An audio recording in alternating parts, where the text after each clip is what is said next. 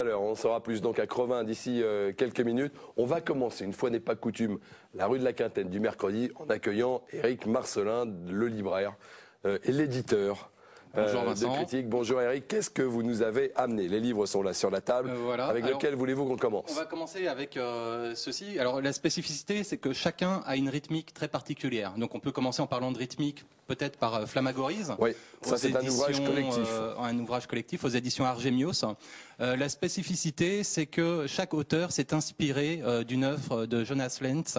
Alors, Nicolas Lentz, qui c'est? Alors, c'est un compositeur belge. La musique est très inspirée, très virevoltante, un peu moyenâgeuse, un peu gothique, en tout cas très fascinante.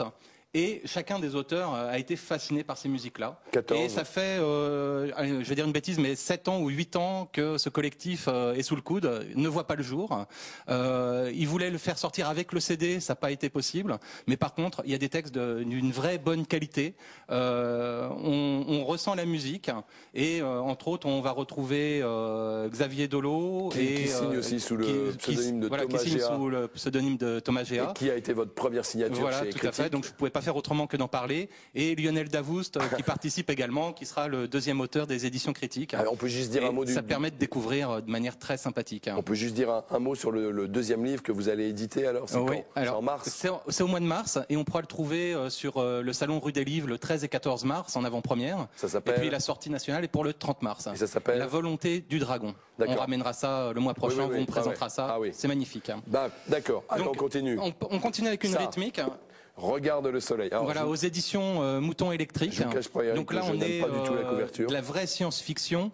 On suit le parcours d'un architecte qui va se retrouver contacté par ce qu'on appelle les messagers, des extraterrestres qui font partie de notre société à l'heure actuelle et qui développent une nouvelle forme de croyance.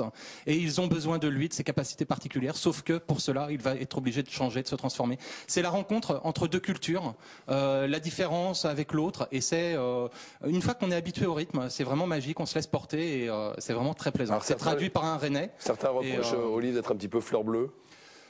Je sais pas, il y a un petit côté, on sait pas où on se fait entraîner, et puis le rythme prend, et puis je sais pas si on peut appeler ça fleur bleue, moi j'ai pas ressenti ça, mais voilà, j'ai trouvé ça vraiment très plaisant. Regarde le soleil de James Patrick Kelly, ça on connaît plus déjà. Donc, voilà, alors là c'est un gros classique, mais en fait, J'ai lu vient de ressortir sous forme d'intégrale, en fait, ils reprennent l'édition originale, donc là l'intégrale représente les 2 premiers volumes.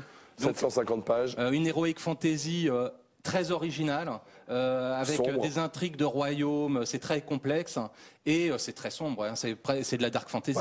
Et bon, évidemment c'est pas tout jeune, c'est les années 70. Non, mais ceux qui n'ont pas lu, c'est l'occasion de le découvrir avec sous ce format-là, qui est très plaisant à lire malgré la grosseur. Ça s'ouvre tout seul. Et puis, alors il y a une rythmique aussi dans l'écriture. On a l'impression de temps en temps qu'il manque des mots, mais l'auteur le fait volontairement et on est pris dans une ambiance terrible.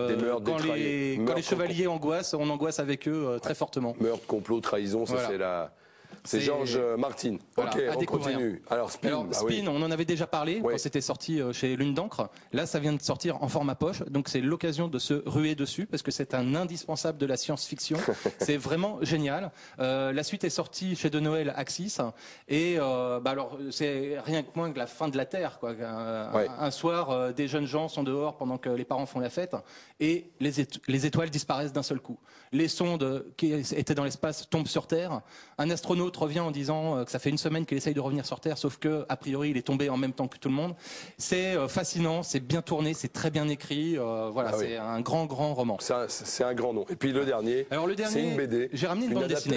Adaptation du célèbre cycle des Princes d'Ambre de Zelazny. Voilà. Et j'ai trouvé cette adaptation très réussie.